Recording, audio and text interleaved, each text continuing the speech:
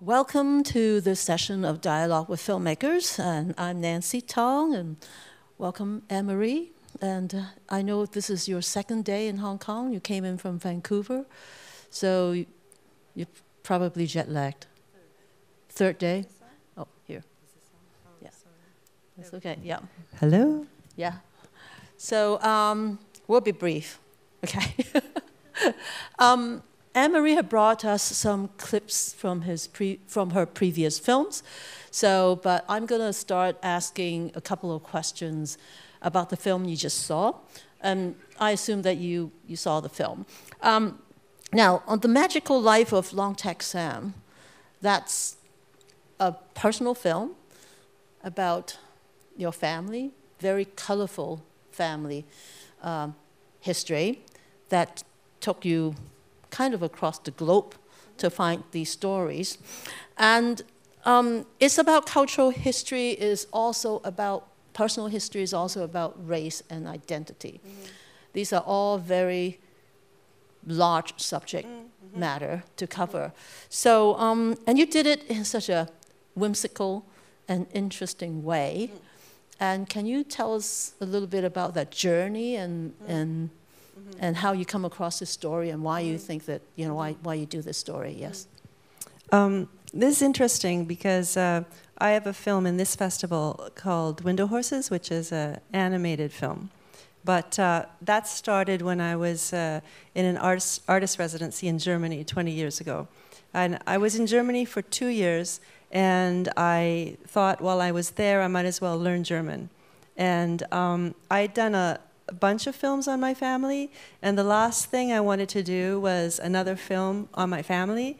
But when I was coming, while I was in Germany, my grandfather died. This is Long Tack Sam's daughter, Mina's husband. And some artifacts were found, some 16mm rolls of film that nobody could look at because they didn't have a projector. I was the only person who had a projector.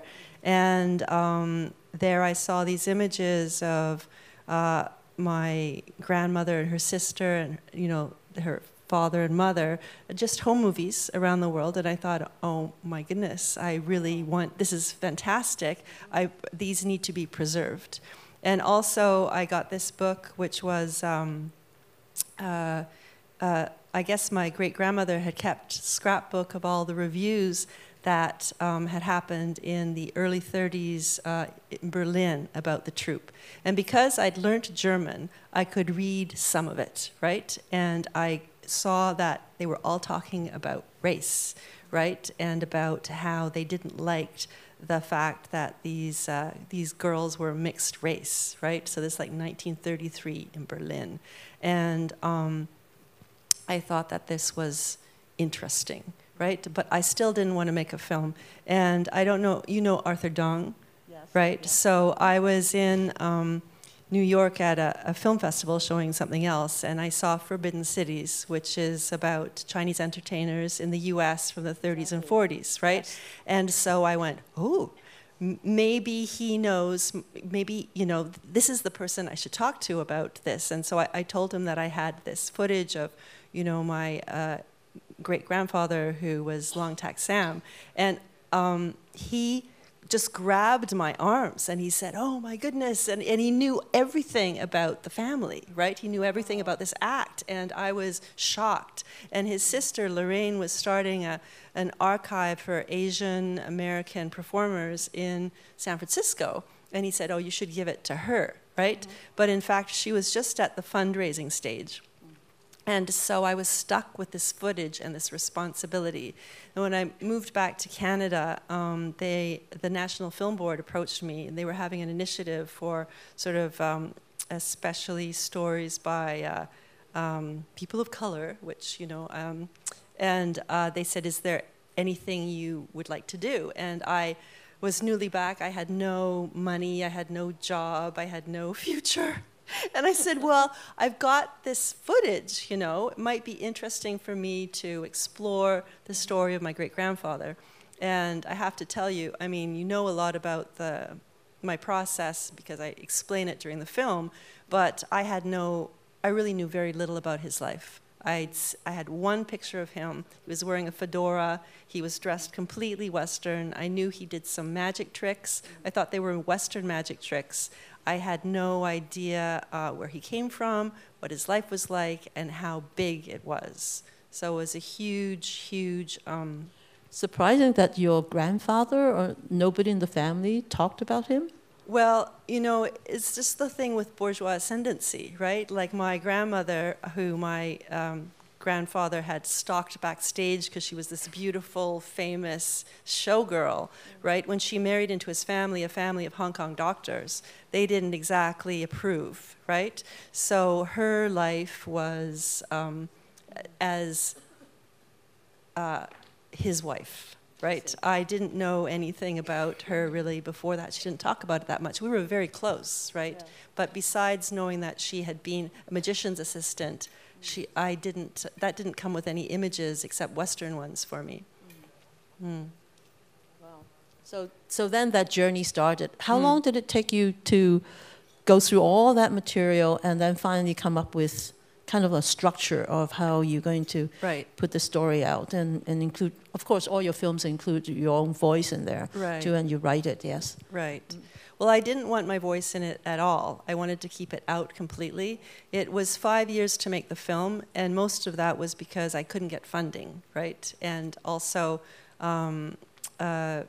but the 5 years was good because I got little bits and little bits and little bits of material over that time. It was incremental, and I got more ideas over that time. It took me 2 years to edit it and write it, to try and find the balance, to try and find how to tell the story, right? Which, because this wasn't a commissioned film, I didn't have a deadline, it could just take as long as it took. How I started to structure the film originally, you know, I made a graphic novel about this afterwards. I was asked to, and it's very clear in the novel, is I started with timelines. I just got one of these junior encyclopedias of everything that happens in the world every year, right? And in sports, in music, and in politics, in, you know, any kind of human endeavor, just one of these things like for middle school, right?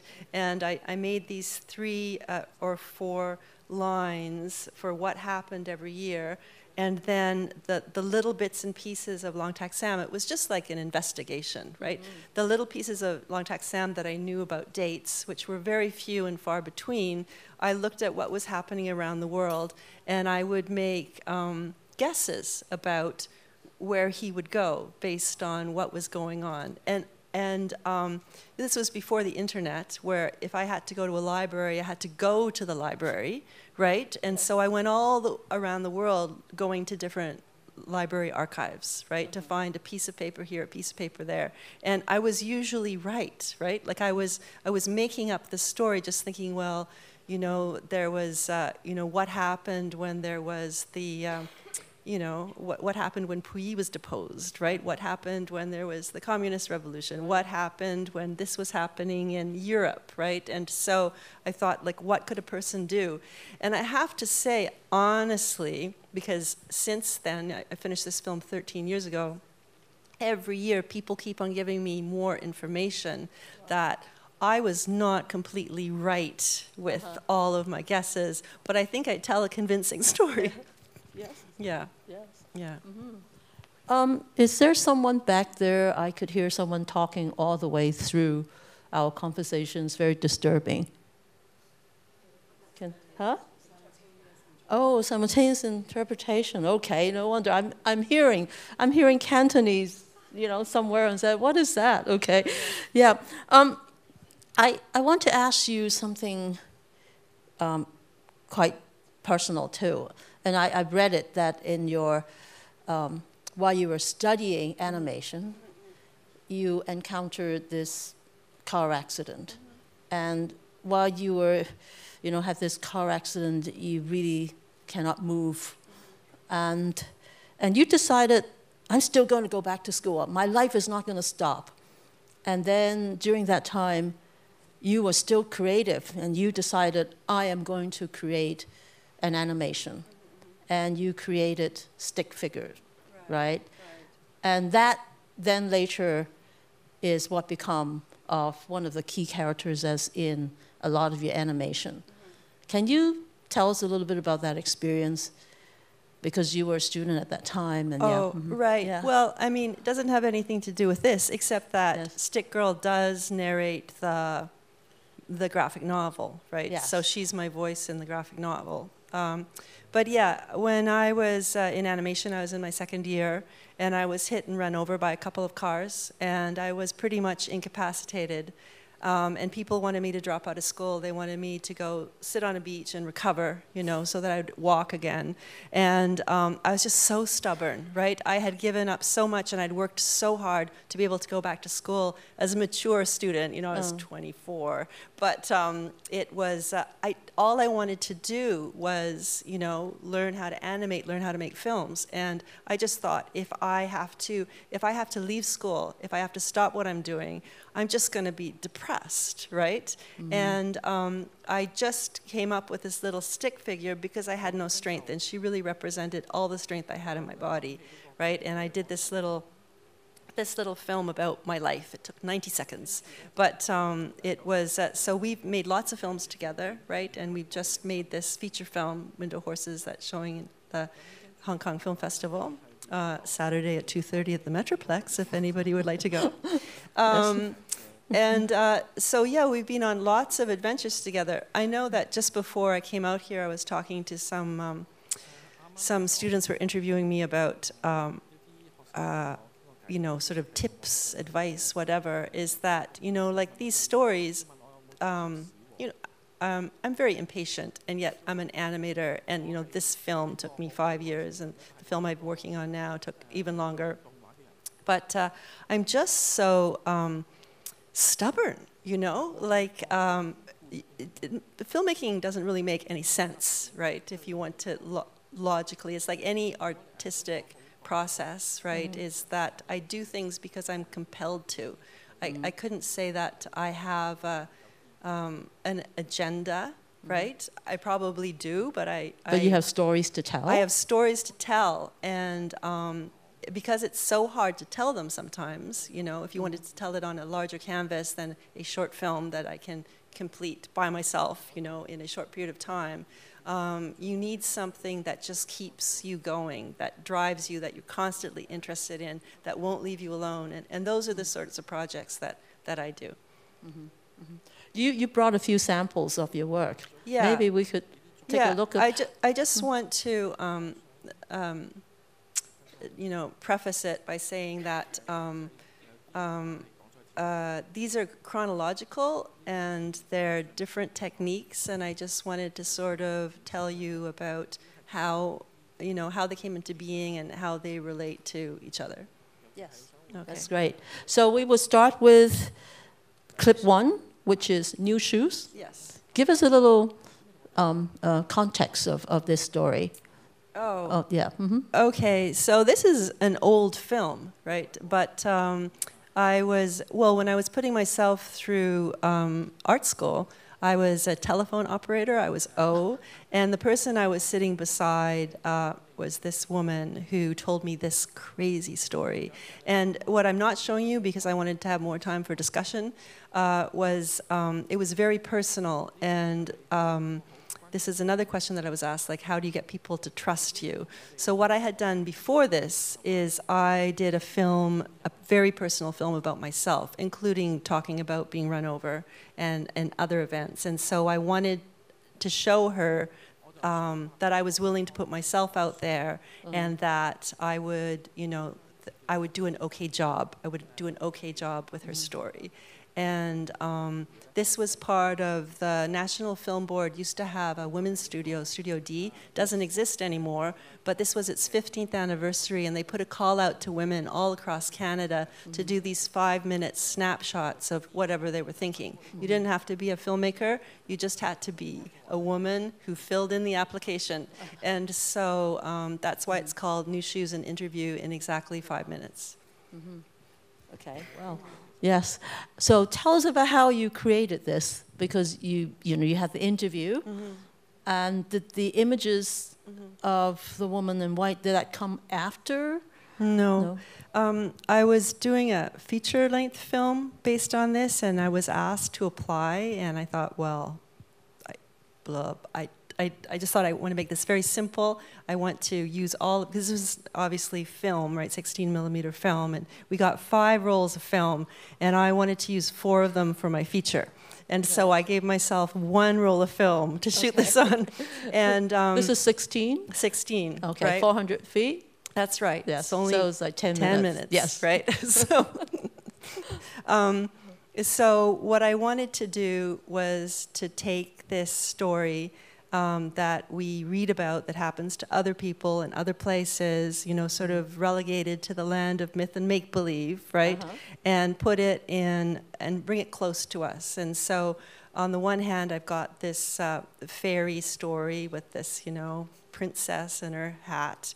And then I've got Gay sitting in my kitchen, so I've got the little, and actually it's interesting because the willow tea set was Long Tack Sam's. Oh. Yeah, so, okay. Yes. But I wanted to domesticate it, right? And so it was very symbolic. Also, you know, this was, as I said, you know, it wasn't computer animation, that's for sure. But so I had a television upside down on top of or facing up to a rostrum camera, and a layer of glass on top, and I was moving those glass shards around, and I got those idea that's broken automobile glass and just broken pieces of glass that I found, because I wanted to represent violence somehow in the actual materials that I was using. And if you remember, there's paper in front of her, there's a script, because she's told this story so many times, an old story, it's already 18 years old in the film, right? And when she told it, she was being very funny. I mean, she would be laughing about this. And then when she told it in front of my crew, who just were shocked, they were so shocked by it, she became very serious, you know? And when I laugh, when I make the decision to laugh, which, you know, this gets shown in schools all the time, and it really starts conversation. People get very upset by the laughter, right? It's that I did it, and I left it in on purpose, obviously, right, to get her to react. Because when she corrects me, when she says, you know, that's not very funny, you know, that's really the only time that she's having any agency, right? Otherwise, she's doing this performance that she's been asked to do, right? And so I wanted her to break out of that and to make it clear about the whole structure that she was being made to conform to. So you were talking about the TV, so you have those little chips, and so those were all frame by frame shot, right? How do you get all the birds to fly out at that time? How did I? The birds. The birds? Well, there's lots of birds. Yeah. No, it was just, I went out there and just fed the birds. Right? Oh, you just fed the birds. Yeah. But there's hundreds and hundreds of pigeons in this park. Oh, okay. Yeah. Yeah. Okay. So you didn't have to pay someone to No, to it do wasn't that. bird wrangling. Okay. No. Yeah. Okay. So shall we go see the second piece? The second piece is.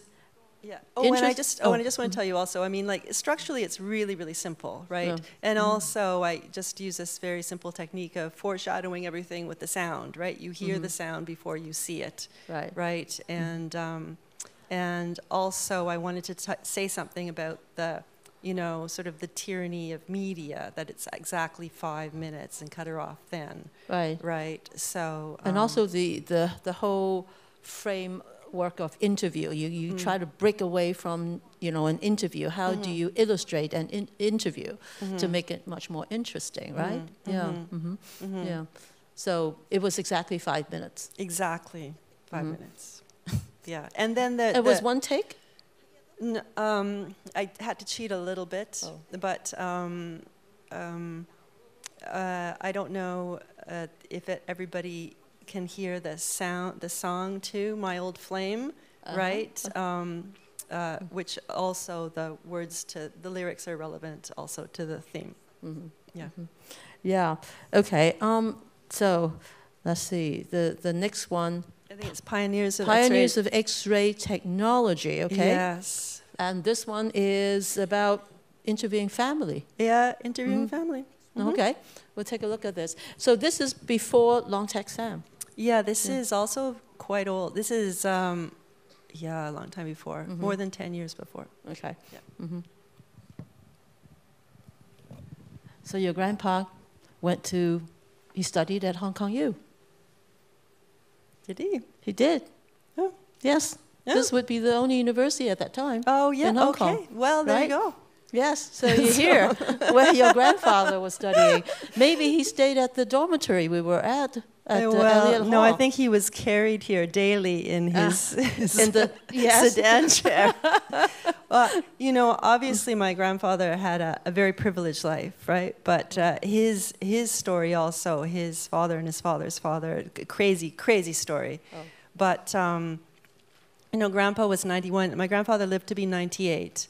But you know, he'd been very ill before this, and I actually it took me months and months and months before I got him to agree to this. And he said that he'd get out of bed. You know, it was always like, oh, I can't come over, gout or something, right? But he just he really didn't want to do this, and he was an amateur photographer, and he has beautiful printing also, and.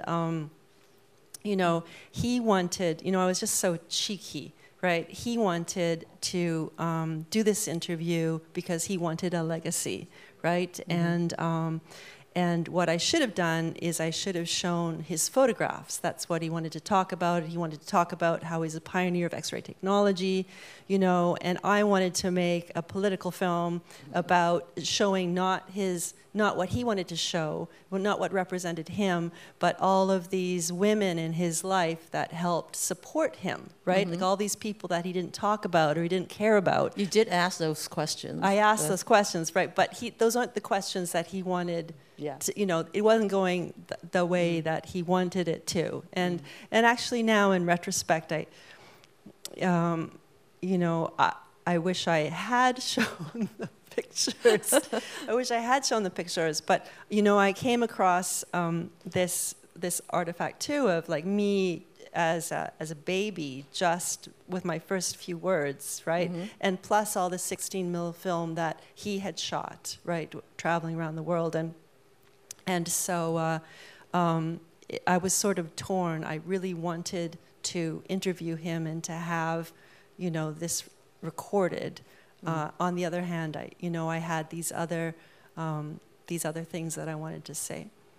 Yes. So this process is you interview him, then you had to basically deconstruct the interview into different segments, and then you have to reconstruct it with the film of you, and making this kind of almost like a parallel structure going on, and not letting the audience know who the baby is until much later into the film. Then we realize that's you, right? Yeah. So that kind of structure, how long did it take you to, I mean, did you have to try several tries and several? Of course. You know, I don't really remember this process so much. I was also doing my master's. This was part of my, my court. It landed up being part of a classwork. It didn't start off that way. But it's not, you know, it's sort of building on the other thing. It's very simple, right? There's two types of images, and they tell slightly different narratives, and they inform each other, right? So it's just very simple. You know, it's a very simple way to tell a story. And I actually have a 3-part structure for this too. Like my focus has changed, and also my sense of time has changed. Like I understand why it's paced the way it is, but you know, when I watch it now, I would make it go a little faster, right? Like less black.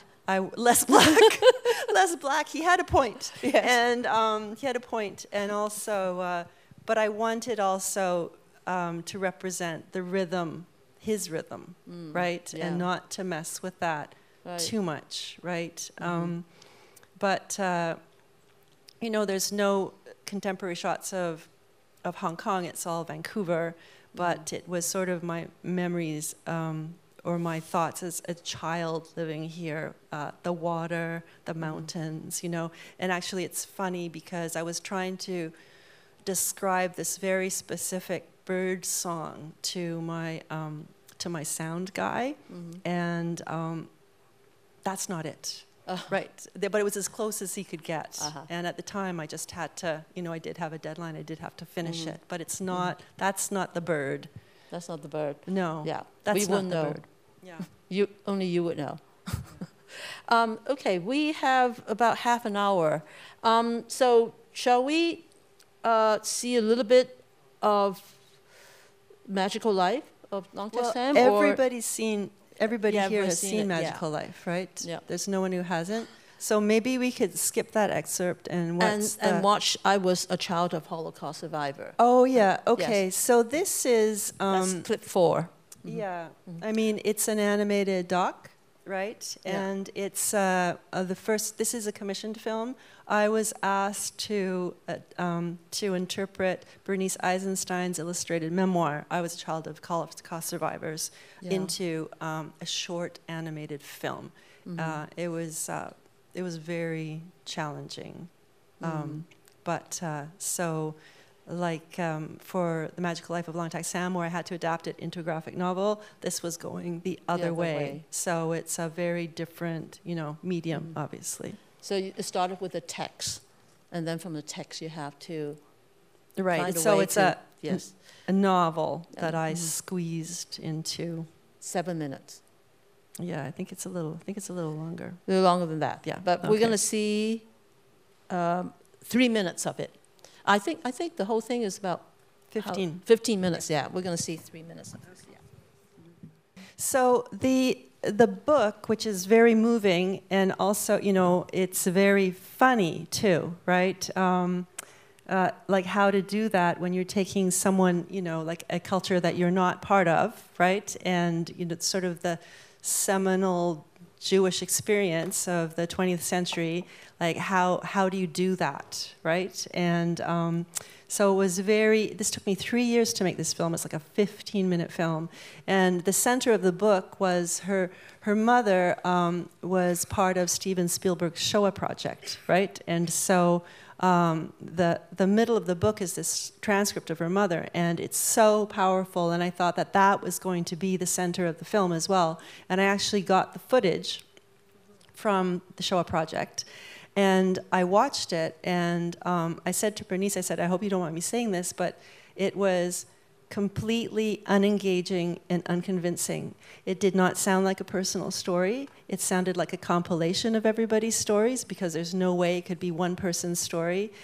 It was shot terribly. You know, your mother's presentation was uninteresting, and I can't use it. And she said, I feel exactly, that's how I felt when I saw it, right? Like here I thought it was going to be, because here it is, somebody's testimony, a Holocaust survivor, right? And I couldn't use it, and I couldn't believe that I couldn't use it, right? And so that's when this became an all animated film, and I used I used 3 different artists who, based on her designs, but 3 very different styles. And I did the same thing with Window Horses, right? I'm working with a different culture, right? Iran, right? The Iranian diaspora, and I'm working with different artists also to present my story. Mm-hmm. Yes. So this one that we just saw was commissioned, and Window Horses was funded by Indiegogo. That's how it started. That's how it started, yes. Crowdfunding started it. And then the National Film Board came on as co-producers, and I got money from Telefilm Canada and blah, blah, blah. Yeah. Oh, good. Okay, I think I've been asking too many questions now. I'm sure you're dying to ask questions, please. There will be a microphone here. Please speak to the microphone, because we need to translate that into Chinese. Thank you. Hello, my name is Linda.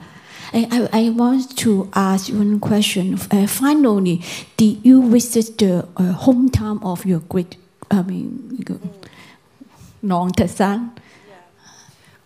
No, I didn't. Well, you saw in the film how I was not able to continue. How about later? Huh? Later, after this year? No, I never went back. And people asked me, don't you want to? And in some ways, I didn't, because I know that old hometown, that village, that's gone, right? It's now,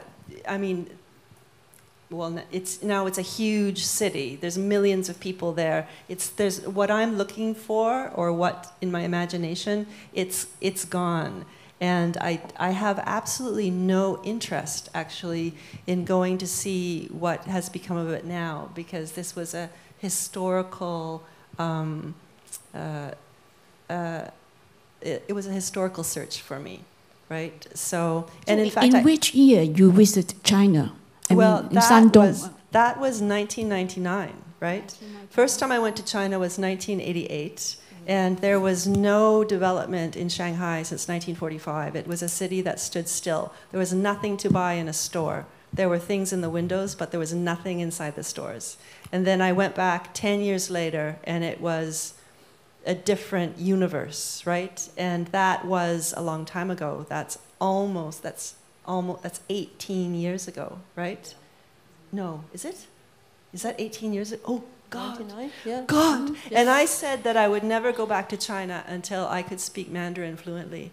And I'm still working on it. So, yeah, I haven't, have I not been back to China in 18 years? 18 years is a long time for China. Yeah, it's a lifetime, yes, right? Yeah, so I've been to Taiwan, especially I've been Shanghai. to Hong Kong, Shanghai. I know, I've kept up on what's going on there, but yeah. But maybe where he grew up is still around. You never know. It's a huge city. Yeah? It's a huge city. But do you have the address of where he grew up? I did. I mean, there it just seems so easy, right? It's like I thought I could just walk into, some relative's place and have some tea, right? But I just reached my limit, right? And I realized that the story I wanted to tell was maybe not there. Yeah. And I still want to tell the story, but I have to tell it fictionally now. I couldn't find it, in a non-fiction form. Yes, I have an idea for you. I believe there's some Chinese material about your Nong-Tasan in Shanghai Library. I think so. In the old newspaper around 1950 years. I mean, okay. I try to find out. Yeah, thank you. Well, since then, all the time, at least once a month, somebody sends me something, right? They send me a picture. They send me some information. Somebody, a few months ago, they were doing some research actually in New York, and they sent me all of the entry and exit visas for all the troop for the 20s, for all of the 20s as they came in and out of America. Wow. I've got magicians that send me information when his stuff comes up for auction. Like just last week, actually, there was a spring magic auction. And partly, Nong-Tasan really was forgotten until my film. And then he became of interest again in the magic community, and people have written about him in books and things like this. And I'm not really interested in collecting artifacts myself, but some of his costumes were for sale, right? Wow. Or were up for auction. And I thought, well, maybe if it's a couple $100. And one of his gowns, went for $3,000 US. Wow. Right? I was looking at this thing live auction. It's crazy. His memorabilia now is worth a lot. Or a photo will cost a few $100s. Just a little snapshot. Yeah. You should have a blog. Long-Tasan blog or something, and people can contribute articles. Yeah, that's true. Right? Yeah. Okay. Second question, another question? So nobody's dying to ask questions? Okay. Hi, I have a few questions for you. The first one is, you work in a lot of different styles, even in terms of your drawings. So how do you decide which style to go for or mixing them together? Right. It just really depends on the project, right? I think it lends itself to how I want to tell it. And in some ways, too, because I'm working with different artists, like in Window Horses, if you come to see it, I'm working with poetry and history, and I'm getting, I choose the artists, and I know more or less what their style is, but I give them carte blanche to explore whatever they want.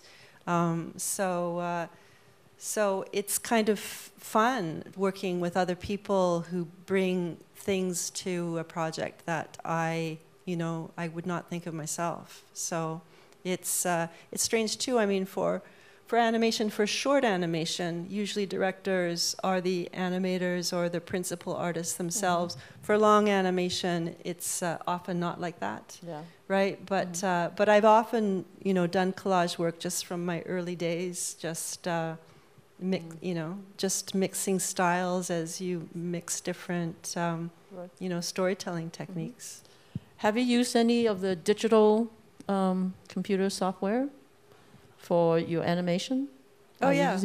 I know this is all older work, yes. But even the Holocaust, I was a child of Holocaust survivors, that's all done in the computer.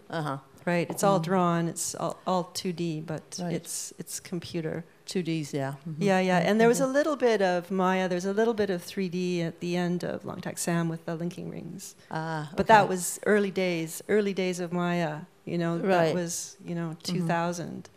Wow. Yeah. Mm-hmm. Yeah. Maya is, people still using Maya for animation? Well, I mean, you can use it. Window Horses is all done in After Effects, and that's not how that's not usual, right? Yeah. But it's whatever people feel comfortable with, even if it's old tech or used for different things. Right. Yeah. Mm-hmm. Okay. May I ask one more? Sure. Yeah. Are there any people working in the animation that you particularly fond of or you want to work with? Anybody who working in animation you want to work with, collaborate with? Well, I don't know. I mean, for Window Horses, I got to work with many, many different animators, like a dozen animators, and got to work with them in their own particular styles, which was such a honor, really. But I didn't have much money, so I was working with people I knew, friends that I knew would do me a solid.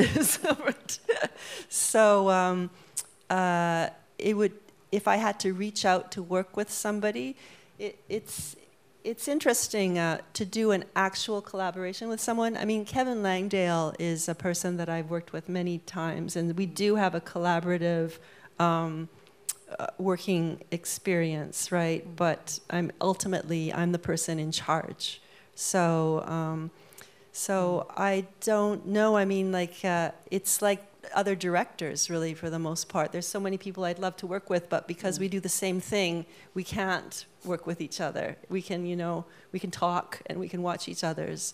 So there's so many great animators that I really admire, right? But especially in Canada, right? Yeah. Yeah. Mm-hmm. Yeah. But I have had the pleasure to work with a bunch. Yeah. I have a question. It's about, you mentioned that with the film that we saw and the one that is in the film festival, you're working with films that is about another culture. So your approach is probably you have to do a lot of research, right? Especially in Window Horses, there are so many different characters, different poets in that piece. Yeah. So how much time do you spend in that? And is there a time when you say, oh, okay, maybe I'm doing too much research? Or is there a time when you say, okay, I just have enough research? I don't know if you can do enough research. I guess you just stop because you're exhausted or you just have to get on with things. But I really do approach Window Horses and all my work like documentaries, like even my fiction stuff, even my genre stuff. I made kind of a very black comedy horror film called The French Guy, but that was also came out of it was also a representation of a real life experience, right? And so I think that authenticity is very important, right? And with Window Horses, I mean, I'm an observer, right? And it starts, my stories all come from real life. They all come from, as I said, the stories of myself, my family, the people that I care about, the people who I know.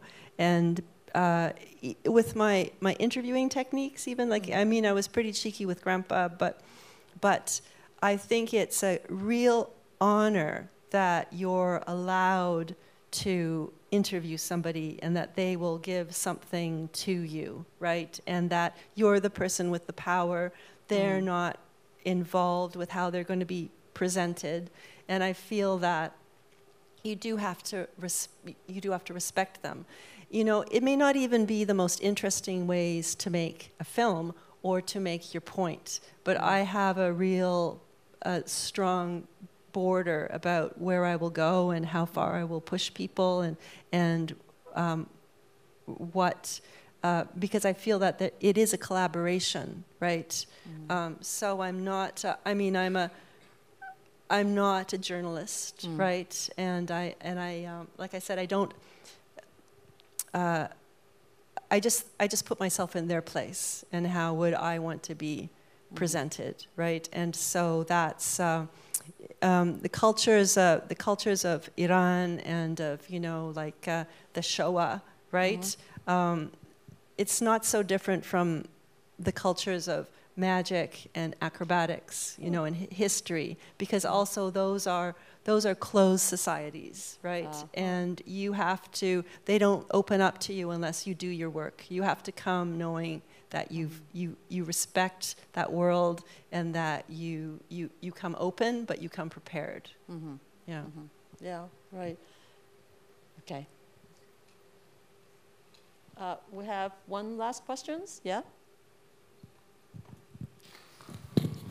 The documentary, like the film Long Tak Sang, is about your family history, and how do your family see like the end products? Like, what reaction, or like, I'm curious about like how they feel about the end products. Well, the magical life of Long Tak Sang was pretty amazing for my family because my family was very fractured. They're all over the world. They don't really talk to each other. There's a lot of, you know, bad feelings that have been passed down from generation to generation. It was very hard for me to go to my family for those interviews, and people didn't want to talk to me. And I went back time and time again over many years, and as they realized that other people were interested in the story, they started to become interested in their own stories. And there was a lot of family, like cousins and second cousins, who met for the first time. They lived in the same area, like around the Bay Area. A lot of people live in the San Francisco area. For the first time, they met at the screening, right? And I know that my uncle, Long Tak Sam's father, he basically had a reunion with his children that he was quite estranged from because of the film. And the film gave my family an enormous sense of pride in themselves and an appreciation for each other too. And some people had just lost touch, right? And then this brought them together again. Like, it's interesting because I personally am not closer to any member of my family because of the film, but it was really a conduit for people to get together again. It was an amazing healing experience for my family. Yeah. Yes. Well, thank you very much. Your films are very powerful stories, done, as I said, in a very whimsical way, but each one of them have very strong stories to tell, and I think they're just wonderful. Well, thank you. And thank you for staying and listening to us. Thank you. Thank you, Anne and Nancy, for this inspiring dialogue.